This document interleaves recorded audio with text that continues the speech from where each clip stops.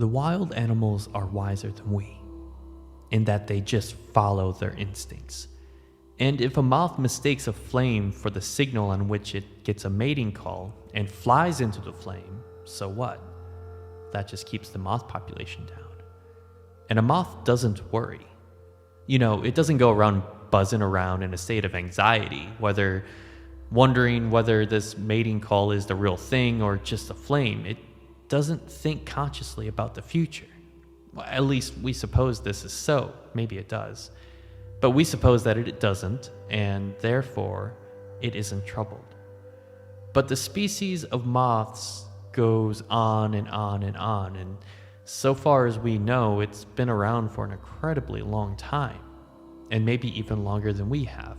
Bees, ants, creatures of this kind, they have long since escaped from history, so far as we can see. In other words, they live in a settled existence, which you might consider rather boring because it doesn't have constant change in the way that we do.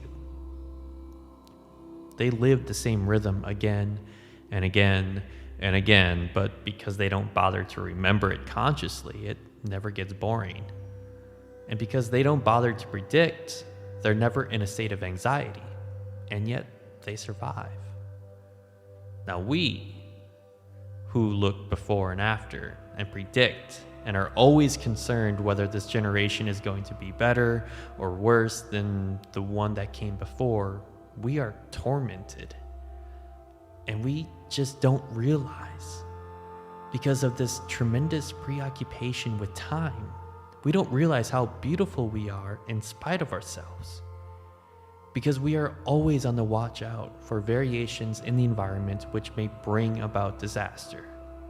And so our consciousness is, from one day's end to another, entirely occupied with time and with planning and with what has been and with what will be. We then get the general feeling that man is born to trouble. And we ignore in this preoccupation with conscious attention how marvelous we get on, how for most of the time our physical organs are in a fantastical, harmonious relationship, how our body relates by all sorts of unconscious responses to the physical environment. So that if you become aware of all the adjustment processes that are being managed spontaneously and subconsciously by your organism, you would find yourself in the middle of great music. And of course, this occasionally happens. The mystical experience is nothing more than becoming aware of your true physical relationship to the universe.